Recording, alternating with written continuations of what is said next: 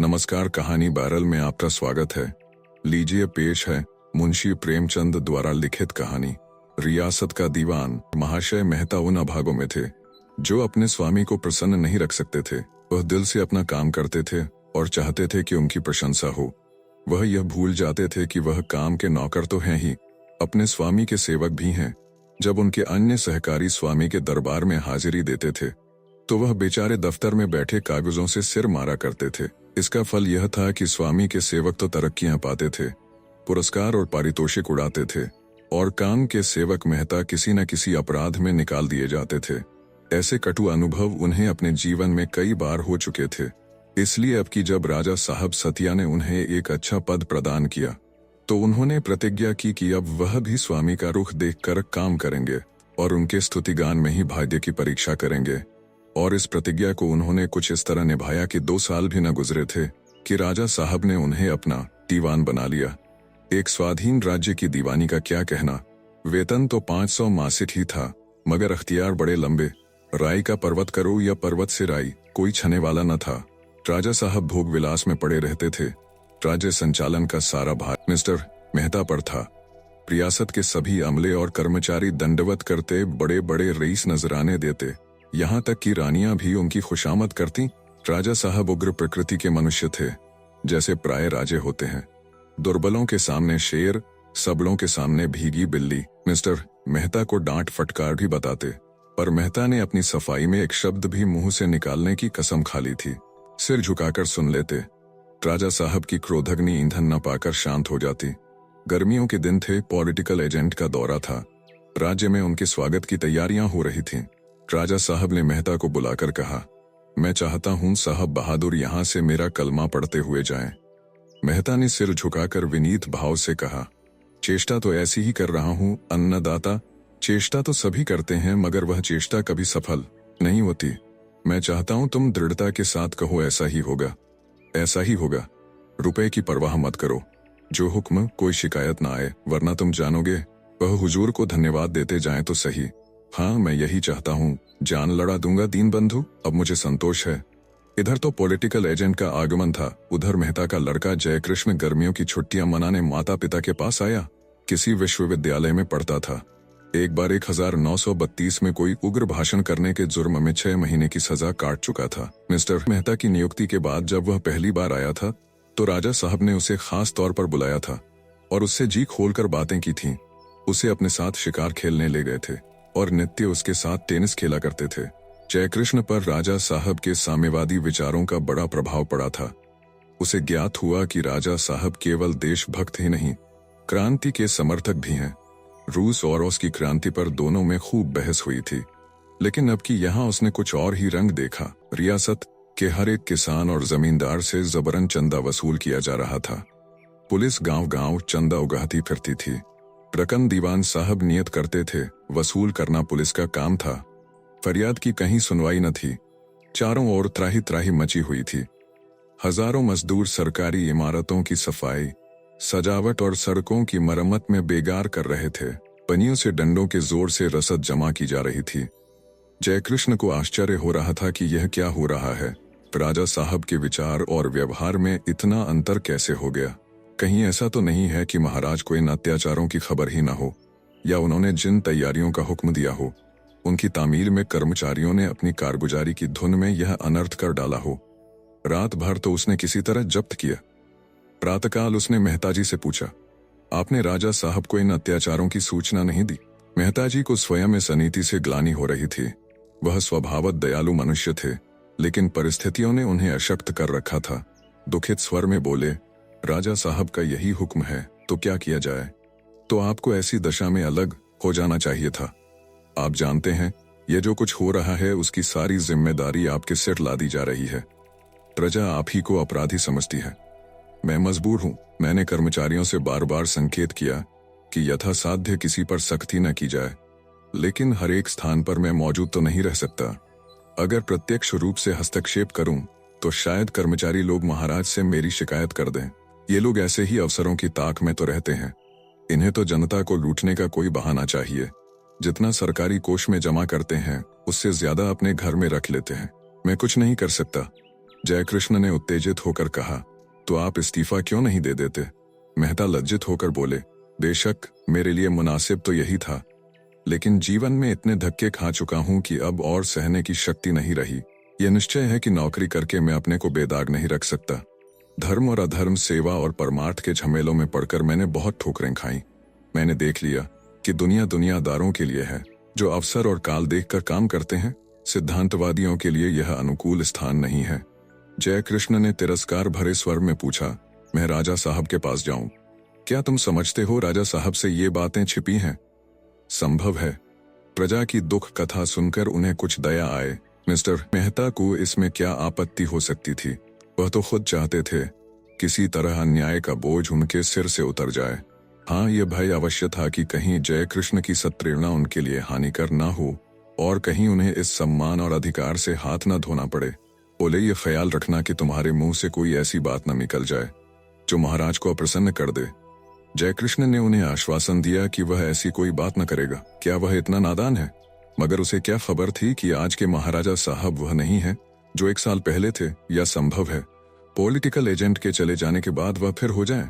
वह न जानता था कि उनके लिए क्रांति और आतंक की चर्चा भी उसी तरह विनोद की वस्तु थी जैसे हत्या, बलात्कार या जाल की वारदातें या रूप के बाजार के आकर्षक समाचार।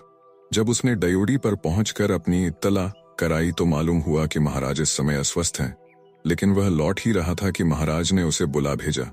शायद उससे सिनेमा संसार के ताजे समाचार पूछना चाहते थे। उसके सलाम पर मुस्कुराकर बोले, तुम खूब आए भाई, कहो MCC का मैच देखा या नहीं? मैं तो इन बखेड़ों में ऐसा फंसा कि जाने की नौबत नहीं आई। अब तो यही दुआ कर रहा हूं कि किसी तरह एजेंट साहब खुश रुखसत हो जाएं।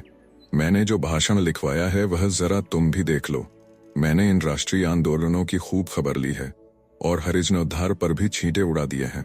जयकृष्ण ने अपने आवेश को दबाकर कहा, राष्ट्रीय आंदोलनों की आपने खबर ली, यह अच्छा किया, लेकिन हरिजनोद्धार को तो सरकार भी पसंद करती है, इसीलिए उसने महात्मा गांधी को रिहा कर दिया और जेल में भी उन्हें इस आंदोलन के संबंध में लिखने पढ़ने और मिलने जुलने की पूरी स्वाधीनता दे रखी थी।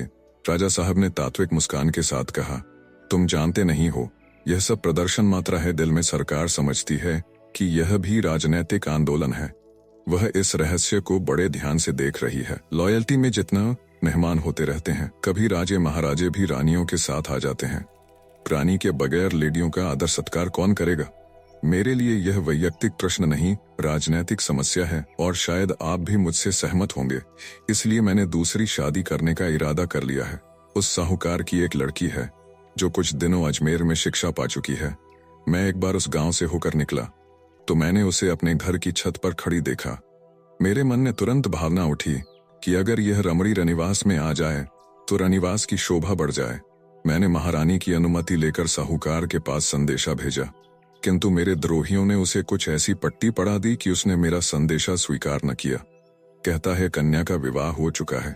मैंने कहला भेजा, इसमें कोई हानि नहीं, मैं तावान देने को तैयार हूं, लेकिन वह दुष्ट बराबर इनकार किए जाता है। आप जानते हैं प्रेम असाध्य रोग है। आपको भी शायद इसका कुछ न कुछ अनुभव हो। बस ये समझ लीजिए कि जीवन निरानंद हो रहा है। नींद और आराम हराम है, भोजन से अरुचि हो गई है। अगर कुछ दिन यही हाल रहा तो समझ। उसने भाषण पर सरसरी नजर डालकर उसे मेज पर रख दिया और अपनी स्पष्टवादिता का बिगुल फूंकता हुआ बोला, मैं राजनीति के रहस्यों को भला क्या समझ सकता हूँ, लेकिन मेरा ख्याल है कि चाणक्य के ये वंशज इन चालों को खूब समझते हैं और कृत्रिम भावों का उन पर कोई असर नहीं होता, बल्कि इससे आदमी उनकी नजरों में और भी गिर जाता है। अगर एजेंट को मालूम हो जाए कि उसके स्वागत के लिए प्रजा पर कितने जुल्म ढाए जा रहे हैं तो शायद वह यहाँ से प्रसन्न होकर न जाए। फिर मैं तो प्रजा की दृष्टि देखता हूँ। एजेंट की प्रसन्नता आपके लिए लाभप्रद हो सकती है, प्रजा को तो उससे हानि ही होगी। राजा साहब अपने किसी काम की आलोचना नहीं सह सकते थे। उनका क्रोध पहले जिरहों के रूप में निकलता, फिर तर्क का आकार धारण कर लेता और अंत में भूकंप के आवेश से उबल पड़ता था, जिससे उनका स्थूल शरीर, कुर्सी, मेज, दीवारें और छत सभी में भीषण कंपन होने लगता था। तिरछी आंखों से देखकर बोले, क्या हानि होगी, जरा सुनो। जयकृष्ण समझ गया कि क्रोध की मशीनगन चक्कर में है और घातक विस्फोट होने ही वाला है। संभल कर बोला, इसे आप मुझसे ज्यादा समझ सकते हैं। नहीं, मेरी बुद्धि इतनी प्रखर नहीं है, आप बुरा मान जाएंगे। क्या तुम समझते हो मैं बारूद का ढेर हूं? बेहतर है आप इसे न पूछें, तुम्हें बतलाना पड़ेगा। और आप उनकी मुट्ठियां बंध गईं, तुम्हें बतलाना पड़ेगा। इसी वक्त जयकृष्ण यह धौंस क्यों सहने लगा? क्रिकेट के मैदान में राजकुमारों पर रोब जमाया करता था, बड़े बड़े हुक्काम की चुटकियां लेता था। बोला, अभी आपके दिल में पॉलिटिकल एजेंट का कुछ भय है। आप प्रजा पर जुल्म करते डरते हैं। जब वह आपके एहसानों से दब जाएगा, आप स्वच्छंद हो जाएंगे और प्रजा की फरियाद सुनने वाला कोई न रहेगा। राजा साहब प्रज्वलित नेत्रों से ताकते हुए बोले, मैं एजेंट का गुलाम नहीं हूं कि उससे डरूं। कोई कारण नहीं है कि मैं उससे डरूं, बिल्कुल कारण नहीं है। मैं पॉलिटिकल एजेंट की इसलिए खातिर करता हूं कि वह हिज मैजेस्टी का प्रतिनिधि है। मेरे और हिज मैजेस्टी के बीच में भाईचारा है। एजेंट केवल उनका दूत है। मैं केवल नीति का पालन कर रहा हूं। मैं विलायत जाऊं तो हिज मैजेस्टी भी इसी तरह मेरा सत्कार करेंगे। मैं डरूं क्यों? मैं अपने राज्य का स्वतंत्र राजा हूं, जिसे चाहूं फांसी दे सकता हूं। मैं किसी से क्यों डरने लगा? डरना नामर्दों का काम है। मैं ईश्वर से भी नहीं डरता। डर क्या वस्तु है, यह मैंने आज तक नहीं जाना। मैं तुम्हारी तरह कॉलेज का मुंहफट छात्र नहीं हूं कि क्रांति और आजादी की हाँक लगाता फिरूं। तुम क्या जानो क्रांति क्या चीज है? तुमने केवल उसका नाम सुन लिया है, उसके लाल दृश्य आंखों से नहीं देखे। बंदूक की आवाज सुनकर तुम्हारा दिल कांप उठेगा। क्या तुम चाहते हो मैं एजेंट से कहूं प्रजाबा है, आपके आने की जरूरत नहीं? मैं इतना आतिथ्य शून्य नहीं हूं। मैं अंधा नहीं हूं, अहमक नहीं हूं। प्रजा की दशा का मुझे तुमसे कहीं अधिक ज्ञान है। तुमने उसे बाहर से देखा है, मैं उसे नित्य भीतर से देखता हूं। तुम मेरी प्रजा को क्रांति का स्वप्न दिखाकर उसे गुमराह नहीं कर सकते। तुम मेरे राज्य में विद्रोह और असंतोष के बीज नहीं बो सकते। तुम्हें अपने मुंह पर ताला लगाना होगा। तुम मेरे विरुद्ध एक शब्द भी मुंह से नहीं निकाल सकते, छू भी नहीं कर सकते। डूबते हुए सूरज की किरणें मेहराबी दीवान खाने के रंगीन शीशों से होकर राजा साहब के क्रोधोन्मत्त मुखमंडल को और भी रंजित कर रही थीं। उनके बाल नीले हो गए थे, आंखें पीली, चेहरा लाल और देह हरी। मालूम होता था प्रेतलोक का कोई पिशाच है। जय कृष्ण की सारी उद्दंडता हवा हो गई। राजा साहब को इस उन्माद की दशा में उसने कभी न देखा था, लेकिन इसके साथ ही उसका आत्मगौरव इस ललकार का जवाब देने के लिए व्याकुल हो रहा था।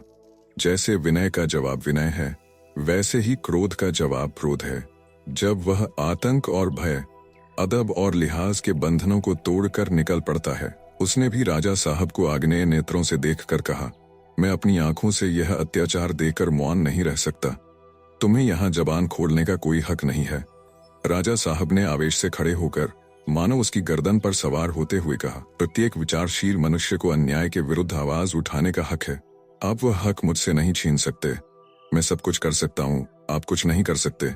मैं तुम्हें अभी जेल में बंद कर सकता हूँ, आप मेरा बाल भी बांका नहीं कर सकते। इसी वक्त मिस्टर मेहता बदहवास से कमरे में आए और जयकृष्ण की ओर कोप भरी आंखें उठाकर बोले, कृष्णा निकल जा यहाँ से, अभी मेरी आंखों से दूर हो जा, और खबरदार फिर मुझे अपनी सूरत न दिखाना। मैं तुझ जैसे कपूत का मुंह नहीं देखना चाहता। जिस थाल में खाता है उसी में छेद करता है, बेअदब कहीं का। अब अगर जबान खोली तो मैं तेरा खून पी जाऊंगा। जयकृष्ण ने हिंसा विक्षिप्त पिता को घृणा की आंखों से देखा और अकड़ता हुआ गर्व से सिर उठाए दीवान खाने के बाहर निकल गया। राजा साहब ने कोच पर लेटकर कहा, बदमाश आदमी है, पल्ले सिरे का बदमाश। मैं नहीं चाहता कि ऐसा खतरनाक आदमी एक क्षण भी रियासत में रहे। तुम उससे जाकर कहो इसी वक्त यहाँ से चला जाए, वरना उसके हक में अच्छा न होगा। मैं केवल आपकी मुरावत से गम खा गया, नहीं तो इसी वक्त इसका मजा चखा सकता था। केवल आपकी मुरावत ने हाथ पकड़ लिया। आपको तुरंत निर्णय करना पड़ेगा। इस रियासत की दीवानी या लड़का, अगर दीवानी चाहते हो तो तुरंत उसे रियासत से निकाल दो और कह दो कि फिर कभी मेरी रियासत में पांव न रखे। लड़के से प्रेम है तो आज ही रियासत से निकल जाइए। आप यहाँ से कोई चीज नहीं ले जा सकते, एक पाए की भी चीज नहीं। जो कुछ है वह रियासत की है। बोलिए क्या मंजूर है? मेहता ने क्रोध के आवेश में जयकृष्ण को डांट तो बतलाई थी, पर यह न समझे थे कि मामला इतना तूल खींचेगा। एक क्षण के लिए वह सन्नाटे में आ गए, सिर झुकाकर परिस्थिति पर विचार करने लगे। राजा उन्हें मिट्टी में मिला सकता है? वह यहाँ बिल्कुल बेबस हैं। कोई उनका साथी नहीं, कोई उनकी फरियाद सुनने वाला नहीं। राजा उन्हें भिखारी बनाकर छोड़ देगा। इस अपमान के साथ निकाले जाने की कल्पना करके वह कांप उठे। रियासत में उनके बैरियों की कमी न थी। सबके सब मुसलों ढोल बजाएंगे। जो आज उनके सामने भीगी बिल्ली बने हुए हैं, कल शेरों की तरह गुर्राएंगे। फिर इस उम्र में अब उन्हें नौकर ही कौन रखेगा? निर्दयी संसार के सामने क्या फिर उन्हें हाथ फैलाना पड़ेगा? नहीं, इससे तो यह कहीं अच्छा है कि वह यहीं पड़े रहें। कंपित स्वर में बोले, मैं आज ही उसे घर से निकाल देता हूँ अन्नदाता। आज नहीं, इसी वक्त निकाल दूंगा, हमेशा के लिए, हमेशा के लिए। अच्छी बात है, जाइए और आधो घंटे के अंदर मुझे सूचना दीजिए। मिस्टर मेहता घर चले तो मारे क्रोध के उनके पांव कांप रहे थे। देह में आग सी लगी हुई थी। इस लौंडे के कारण आज उन्हें कितना अपमान सहना पड़ा। गधा चला है यहाँ अपने साम्यवाद का राग अलापने। अब बच्चा को मालूम होगा जबान पर लगाम न रखने का क्या नतीजा होता है। मैं क्यों उसके पीछे गली गली ठोकरें खाऊं? हाँ, मुझे यह पद और सम्मान प्यारा है, क्यों न प्यारा हो। इसके लिए बरसों एडगी रगड़ी है, अपना खून और पसीना एक किया है। यह अन्याय बुरा जरूर लगता है, लेकिन बुरी लगने की एक यही बात तो नहीं है, और हजारों बातें भी तो बुरी लगती हैं। जब किसी बात का उपाय मेरे पास नहीं तो इस मामले के पीछे क्यों अपनी जिंदगी खराब करूं? उन्होंने घर आते ही आते पुकारा, जय कृष्ण। सुनीता ने कहा, जय कृष्ण तो तुमसे पहले ही राजा साहब के पास गया था, तब से यहाँ कब आया? अब तक यहाँ नहीं आया, वह तो मुझसे पहले ही चल चुका था। वह फिर बाहर आए और नौकरों से पूछना शुरू किया, अब भी उसका पता न था। मारे डर के कहीं छिप रहा होगा, और राजा ने आधा घंटे में इत्तला देने का हुक्म दिया है। यह लौंडा न जाने क्या करने पर लगा हुआ है। आप तो चाहेगा ही मुझे भी अपने साथ ले डूबेगा। सहसा एक सिपाही ने एक पुर्जा लाकर उनके हाथ में रख दिया। अच्छा, यह तो जयकृष्ण की लिखावट है। क्या कहता है, इस दुर्दशा के बाद मैं इस रियासत में एक क्षण भी नहीं रह सकता। मैं जाता हूँ, आपको अपना पद और मान अपनी आत्मा से ज्यादा प्रिय है। आप खुशी से उसका उपभोग कीजिए। मैं फिर आपको तकलीफ देने न आऊंगा। अम्मा से मेरा प्रणाम कहिएगा। मेहता ने पुर्जा लाकर सुनीता को दिखाया और खिन्न होकर बोले, इसे न जाने कब समझ आएगी, लेकिन बहुत अच्छा हुआ। अब लाला को मालूम होगा दुनिया में किस तरह रहना चाहिए, बिना ठोकरें खाए। आदमी की आंखें नहीं खुलती। मैं ऐसे तमाशे बहुत खेल चुका। अब इस खुराफात के पीछे अपना शेष जीवन नहीं बर्बाद करना चाहता, और तुरंत राजा साहब को सूचना देने चले। दम से दम में सारी रियासत में यह समाचार फैल गया। जय कृष्ण अपने शील स्वभाव के कारण जनता में बड़ा प्रिय था। लोग बाजारों और चौरस्तों पर खड़े हो होकर इस कांड पर आलोचना करने लगे। अजी, वह आदमी नहीं था भाई, उसे किसी देवता का अवतार समझो। महाराज के पास जाकर बेधड़क बोला, अभी बेगार बंद कीजिए वरना शहर में हंगामा हो जाएगा। राजा साहब की तो जबान बंद हो गई। बगलें झोंकने लगे। शेर है, शेर है, शेर उम्र तो कुछ नहीं, पर आफत का परकाला है, और वह यह बेगार बंद करा के रहता हमेशा के लिए। राजा साहब को भागने की राह न मिलती। सुना घिघियाने लगे थे, मुदा इसी बीच में दीवान साहब पहुंच गए और उसे देश निकाले का हुक्म दे दिया। यह हुक्म सुनकर उसकी आंखों में खून उतर आया था, लेकिन बाप का अपमान न किया। ऐसे बाप को तो गोली मार देनी चाहिए। बाप है या दुश्मन, वह कुछ भी हो, है तो बाप ही। सुनीता सारे दिन बैठी रोती रही, जैसे कोई उसके कलेजे में बर्छियां चुभो रहा था। बेचारा न जाने कहाँ चला गया। अभी जलपान तक न किया था। चूल्हे में जाए ऐसा भोग विलास जिसके पीछे उसे बेटे को त्यागना पड़े। हृदय में ऐसा उद्वेग उठा कि इसी दम पति और घर को छोड़कर रियासत से निकल जाए, जहां ऐसे नर पिशाचों का राज्य है। इन्हें अपनी दीवानी प्यारी है, उसे लेकर रहें। वह अपने पुत्र के साथ उपवास करेगी, पर उसे आंखों से देखती तो रहेगी। एकाएक वह उठकर महारानी के पास चली। वह उनसे फरियाद करेगी, उन्हें भी ईश्वर ने बालक दिए हैं। उन्हें क्या एक अभागिनी माता पर दया न आवेगी। इसके पहले भी वह कई बार महारानी के दर्शन कर चुकी थी। उसका मुरझाया हुआ मन आशा से लहलहा उठा, लेकिन रनिवास में पहुंची तो देखा कि महारानी के तेवर भी बदले हुए हैं।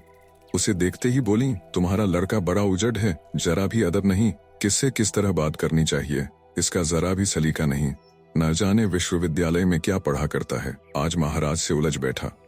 कहता था कि बेगार बंद कर दीजिए और एजेंट साहब के स्वागत सत्कार की कोई तैयारी न कीजिए। इतनी समझ भी उसे नहीं है कि इस तरह कोई राजा कै घंटे गद्दी पर रह सकता है। एजेंट बहुत बड़ा अफसर न सही, लेकिन है तो बादशाह का प्रतिनिधि। उसका आदर सत्कार करना तो हमारा धर्म है। फिर ये बेगार किस दिन काम आएंगे? उन्हें रियासत से जागीरें मिली हुई हैं। किस दिन के लिए? प्रजा में विद्रोह की आग भड़काना कोई भले आदमी का काम है। जिस पत्तल में खाओ उसी में छेद करो। महाराज ने दीवान साहब का मुलाहजा किया, नहीं तो उसे हिरासत में डलवा देते। अब बच्चा नहीं है, खासा 5 हाथ का जवान है। सब कुछ देखता और समझता है। हम हाकिमों से बैर करें तो कै दिन निबाह हो, उसका क्या बिगड़ता है? कहीं 150 की चाकरी पा जाएगा। यहाँ तो करोड़ों की रियासत बर्बाद हो जाएगी। सुनीता ने आंचल फैलाकर कहा, महारानी बहुत सत्य कहती हैं, पर अब तो उसका अपराध क्षमा कीजिए। बेचारा लज्जा और भय के मारे घर नहीं गया, न जाने किधर चला गया। हमारे जीवन का यही एक अवलंब है महारानी, हम दोनों रो रो कर मर जाएंगे। आंचल फैलाकर आपसे भीख मांगती हूँ, उसको क्षमादान दीजिए। माता के हृदय को आपसे ज्यादा और कौन समझेगा। आप महाराज से सिफारिश कर दें। महारानी ने अपनी बड़ी बड़ी आंखों से उसकी ओर देखा, मानो वह कोई बड़ी अनोखी बात कह रही हो, और अपने रंगे हुए होंठों पर अंगूठियों से जगमगाती हुई उंगली रखकर बोली, क्या कहती हो सुनीता देवी? उस युवक की महाराज से सिफारिश करूं जो हमारी जड़ खोदने पर तुला हुआ है, आस्तीन में सांप पालूं? तुम किस मुंह ऐसी बात कहती हो? और महाराज मुझे क्या कहेंगे? ना, मैं इसके बीच में न पड़ूंगी। उसने जो बीज बोए हैं उनका वह फल खाए। मेरा लड़का ऐसा नालायक होता तो उसका मुंह न देखती, और तुम ऐसे बेटे की सिफारिश करती हो। सुनीता ने आंखों में आंसू भरकर कहा, महारानी ऐसी बातें आपके मुंह से शोभा नहीं देती। महारानी मसनत देखकर उठ बैठी और तिरस्कार भरे स्वर में बोली, अगर तुमने सोचा था कि मैं तुम्हारे आंसू पोंछूंगी तो तुमने भूल की। हमारे द्रोही की सिफारिश लेकर हमारे पास आना, इसके सिवा और क्या है कि तुम उसके अपराध को बाल क्रीड़ा समझ रही हो। अगर तुमने उसके अपराध की भीषणता का ठीक अनुमान किया होता तो मेरे पास कभी ना आती। जिसने इस रियासत का नमक खाया हो वह रियासत के द्रोही की पीठ सहलाए, वह स्वयं राजद्रोही है। इसके सिवा और क्या कहूं। सुनीता भी गर्म हो गई। पुत्र स्नेह म्यान के बाहर निकल आया, बोली, राजा का कर्तव्य केवल अपने अफसरों को प्रसन्न करना नहीं है, प्रजा को पालने की जिम्मेदारी इससे कहीं बढ़कर है। उसी समय महाराज ने कमरे में कदम रखा। रानी ने उठकर स्वागत किया और सुनीता सिर झुकाए निस्पंद खड़ी रह गई। राजा ने व्यंग्यपूर्ण मुस्कान के साथ पूछा, यह कौन महिला तुम्हें राजा के कर्तव्य का उपदेश दे रही थी? रानी ने सुनीता की ओर आंख मारकर कहा, यह दीवान साहब की धर्मपत्नी है। राजा साहब की त्योरियां चढ़ गईं, ओठ चबाकर बोले, जब माँ ऐसी पैनी छुड़ी है तो लड़का क्यों न जहर का बुझाया हुआ हो। देवी जी, मैं तुमसे यह शिक्षा नहीं लेना चाहता कि राजा का अपनी प्रजा के साथ क्या धर्म है। यह शिक्षा मुझे कई पीढ़ियों से मिलती चली आई है। बेहतर हो कि तुम किसी से यह शिक्षा प्राप्त कर लो कि स्वामी के प्रति उसके सेवक का क्या धर्म है, और जो नम के हराम है उसके साथ स्वामी को कैसा व्यवहार करना चाहिए। यह कहते हुए राजा साहब उसी उन्माद की दशा में बाहर चले गए। मिस्टर मेहता घर जा रहे थे। राजा साहब ने कठोर स्वर में पुकारा, सुनिए मिस्टर मेहता, आपके सपूत तो विदा हो गए, लेकिन मुझे अभी मालूम हुआ कि आपकी देवी जी राजद्रोह के मैदान में उनसे भी 2 कदम आगे हैं। बल्कि मैं तो कहूंगा वह केवल रिकॉर्ड है जिसमें देवी जी की आवाज ही बोल रही है। मैं नहीं चाहता कि जो व्यक्ति रियासत का संचालक हो उसके साए में रियासत के विद्रोहियों को आश्रय मिले। आप खुद इस दोष से मुक्त नहीं हो सकते। यह हरगिज मेरा अन्याय न होगा यदि मैं यह अनुमान कर लूं कि आप ही ने यह मंत्र फूंका है। अतः अपनी स्वामी भक्ति पर यह आक्षेप न सह सके। व्यथित कंठ से बोले, यह तो मैं किस जबान से कहूं कि दीन बंधु इस विषय में मेरे साथ अन्याय कर रहे हैं, लेकिन मैं सर्वथा निर्दोष हूं और मुझे यह देखकर दुख होता है कि मेरी वफादारी पर यूं संदेह किया जा रहा है। वफादारी केवल शब्दों से नहीं होती। मेरा ख्याल है कि मैं उसका प्रमाण दे चुका। नई नई दलीलों के लिए नए नए प्रमाणों की जरूरत है। आपके पुत्र के लिए जो दंड विधन था वही आपकी स्त्री के लिए भी है। मैं इसमें किसी भी तरह का उज्र नहीं चाहता और इसी वक्त इस हुक्म की तामीर होनी चाहिए। लेकिन दीनानाथ, मैं एक शब्द भी नहीं सुनना चाहता। मुझे कुछ निवेदन करने की आज्ञा न मिलेगी? आखिरी हुक्म है। मेहता यहाँ से चले तो उन्हें सुनीता पर बेहद गुस्सा आ रहा था। इन सभी को न जाने क्या सनक सवार हो गई है। जय कृष्ण तो खैर बालक है, बेसमझ है। इस बुढ़िया को क्या सूझी, न जाने रानी साहब से जाकर क्या कह आई। किसी को मुझसे हमदर्दी नहीं, सब अपनी अपनी धुन में मस्त हैं। किस मुसीबत से मैं अपनी जिंदगी के दिन काट रहा हूँ यह कोई नहीं समझता। कितनी निराशा और विपत्तियों के बाद यहाँ जरा निश्चिंत हुआ था कि इन सभी ने यह नया तूफान खड़ा कर दिया। न्याय और सत्य का ठीका क्या हम ही ने लिया है। जहाँ भी वही हो रहा है जो सारी दुनिया में हो रहा है। कोई नई बात नहीं है। संसार में दुर्बल और दरिद्र होना पाप है। इसकी सजा से कोई बच नहीं सकता। बाज कबूतर पर कभी दया नहीं करता। सत्य और न्याय का समर्थन मनुष्य की सज्जनता और सभ्यता का एक अंग है। बेशक इससे कोई इनकार नहीं कर सकता, लेकिन जिस तरह और सभी प्राणी केवल मुख से इसका समर्थन करते हैं, क्या उसी तरह हम भी नहीं कर सकते? और जिन लोगों का पक्ष लिया जाए वे भी तो कुछ इसका महत्व समझें। आज राजा साहब इन्हीं बेगारों से जरा हंसकर बातें करें तो वे अपने सारे दुखड़े भूल जाएंगे और उल्टे हमारे ही शत्रु बन जाएंगे। शायद सुनीता महारानी के पास जाकर अपने दिल का बुखार निकाल आई है। कभी यह नहीं समझती कि दुनिया में किसी तरह मान मर्यादा का निर्वाह करते हुए जिंदगी काट लेना ही हमारा धर्म है। अगर भाग्य में यश और कीर्ति बदी होती तो इस तरह दूसरों की गुलामी क्यों करता। लेकिन समस्या यह है कि इसे भेजूं कहाँ। मैके में कोई है नहीं, मेरे घर में कोई है नहीं। ओह, अब मैं इस चिंता में कहाँ तक मरूं। जहां जी चाहे जाए, जैसा किया वैसा भोगे। वह इसी क्षोभ और ग्लानि की दशा में घर में गए और सुनीता से बोले, आखिर तुम्हें भी वही पागलपन सूझा जो उस लौंडे को सूझा था। मैं कहता हूँ, आखिर तुम्हें कभी समझ आएगी या नहीं। क्या सारे संसार के सुधार का बीड़ा हम ही ने उठाया है। कौन राजा ऐसा है जो अपनी प्रजा पर जुल्म न करता हो, उनके स्वत्वों का अपहरण न करता हो। राजा ही क्यों, हम तुम सभी तो दूसरों पर अन्याय कर रहे हैं। तुम्हें क्या हक है कि तुम दर्जनों खिदमतगार रखो और उन्हें जरा जरा सी बात पर सजा दो। न्याय और सत्य निरर्थक शब्द हैं जिनकी उपयोगिता इसके सिवा और कुछ नहीं कि बुद्धुओं की गर्दन मारी जाए और समझदारों की वाह वाह हो। तुम और तुम्हारा लड़का उन्हीं बुद्धुओं में हैं और इसका दंड तुम्हें भोगना पड़ेगा। महाराज का हुक्म है कि तुम 3 घंटे के अंदर रियासत से निकल जाओ, नहीं तो पुलिस आकर तुम्हें निकाल देगी। मैंने तो तय कर लिया है कि राजा साहब की इच्छा के विरुद्ध एक शब्द भी मुंह से न निकालूंगा। न्याय का पक्ष लेकर देख लिया है। हैरानी और अपमान के सिवा और कुछ हाथ न आया। जिनकी हिमायत की थी वे आज भी उसी दशा में हैं, बल्कि उससे भी और बदतर। मैं साफ कहता हूं कि मैं तुम्हारी उद्दंडताओं का तावान देने के लिए तैयार नहीं। मैं गुप्त रूप से तुम्हारी सहायता करता रहूंगा, इसके सिवा मैं और कुछ नहीं कर सकता। सुनीता ने गर्व के साथ कहा, मुझे तुम्हारी सहायता की जरूरत नहीं। कहीं भेद खुल जाए तो दीन बंधु तुम्हारे ऊपर कोप का वज्र गिरा दें। तुम्हें अपना पद और सम्मान प्यारा है, उसका आनंद से उपभोग करो। मेरा लड़का और कुछ न कर सकेगा तो पाव भर आटा तो कमा ही लाएगा। मैं भी देखूंगी कि तुम्हारी स्वामी भक्ति कब तक निभती है और कब तक तुम अपनी आत्मा की हत्या करते हो। मेहता ने तिलमिलाकर कहा, क्या तुम चाहती हो कि फिर उसी तरह चारों तरफ ठोकरें खाता फिरूं? सुनीता ने खाव पर नमक छिड़का नहीं, कदापि नहीं। अब तक तो मैं समझती थी तुम्हें ठोकरें खाने में मजा आता है तथा पद और अधिकार से भी मूल्यवान कोई वस्तु तुम्हारे पास है जिसकी रक्षा के लिए तुम ठोकरें खाना अच्छा समझते हो। अब मालूम हुआ तुम्हें अपना पद अपनी आत्मा से भी प्रिय है। फिर क्यों ठोकरें खाओ, मगर कभी कभी अपना कुशल समाचार तो भेजते रहोगे या राजा साहब की आज्ञा लेनी पड़ेगी। राजा साहब इतने न्याय शून्य हैं कि मेरे पत्र व्यवहार में रोक टोक करें। अच्छा, राजा साहब में इतनी आदमियत है, मुझे तो विश्वास नहीं आता। तुम अब भी अपनी गलती पर लज्जित नहीं हो।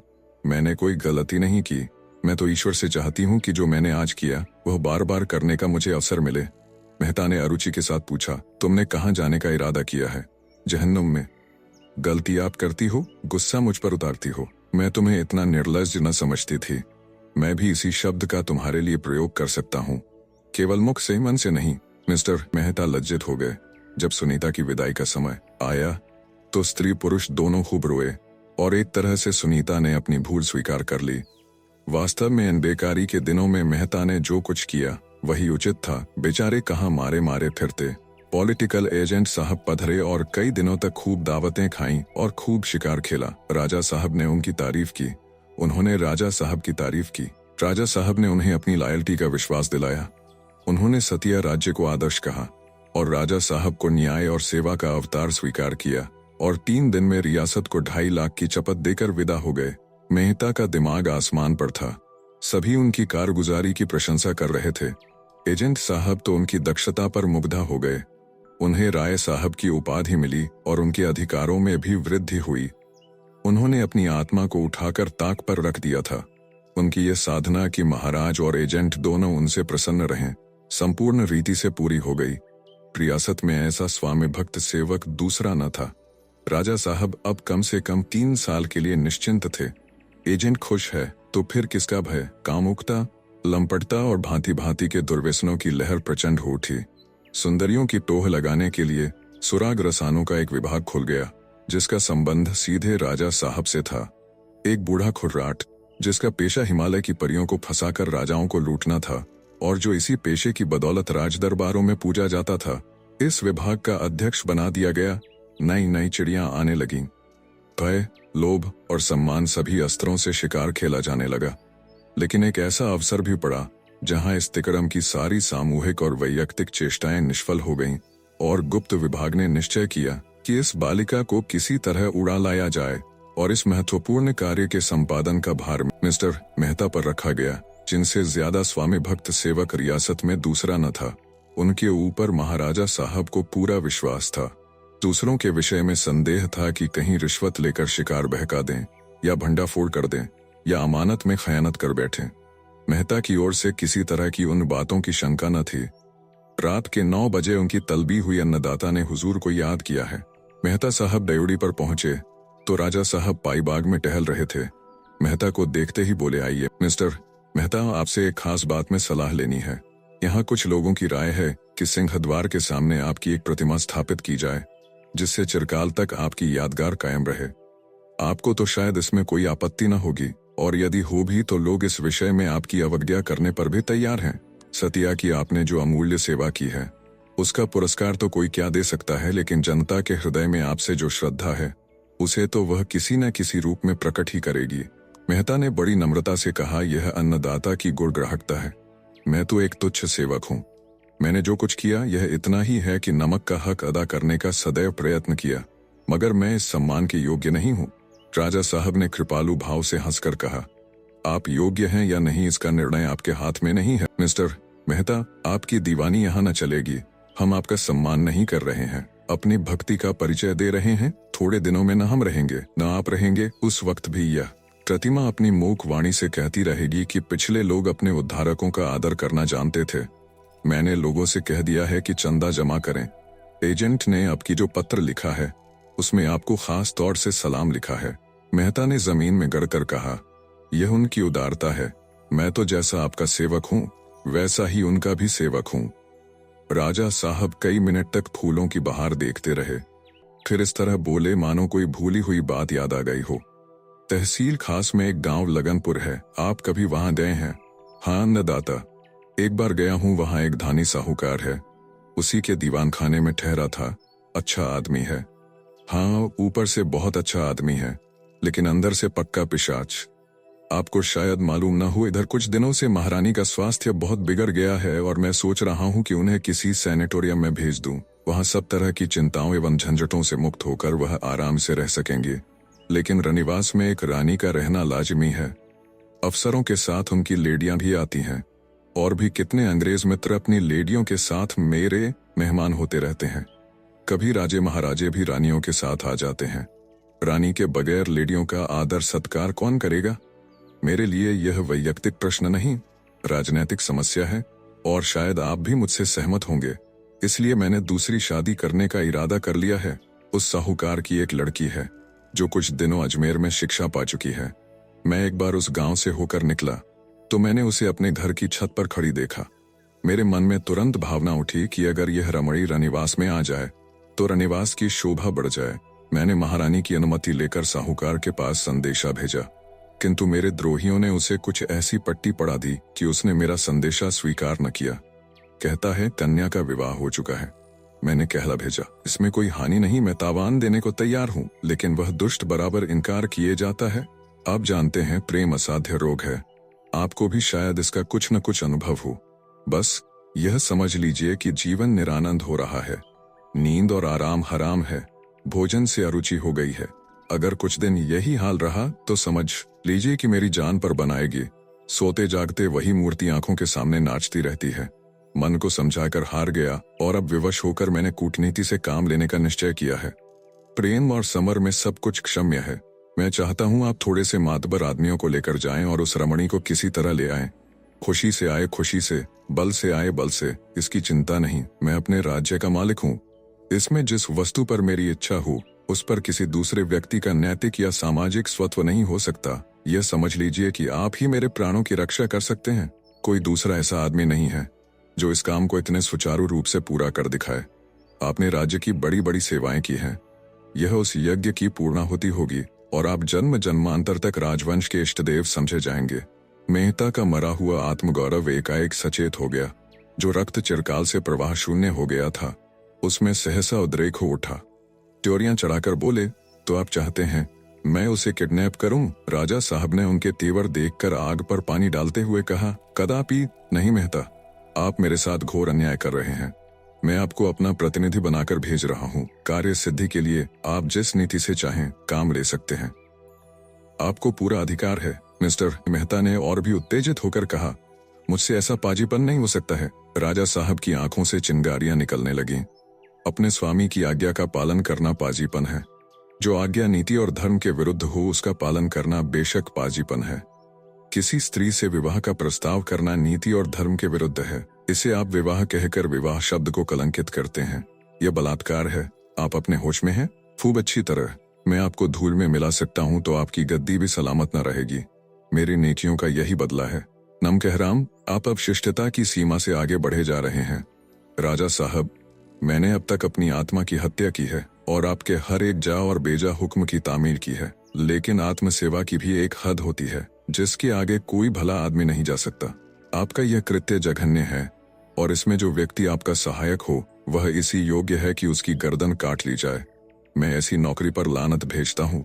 यह कहकर वह घर आए और रातों रात बोरिया बक्चा समेटकर रियासत से निकल गए, मगर इसके पहले सारा वृत्तांत लिखकर उन्होंने एजेंट के पास भेज दिया। आप सुन रहे थे कहानी बैरल से मुंशी प्रेमचंद द्वारा लिखित कहानी रियासत का दीवान।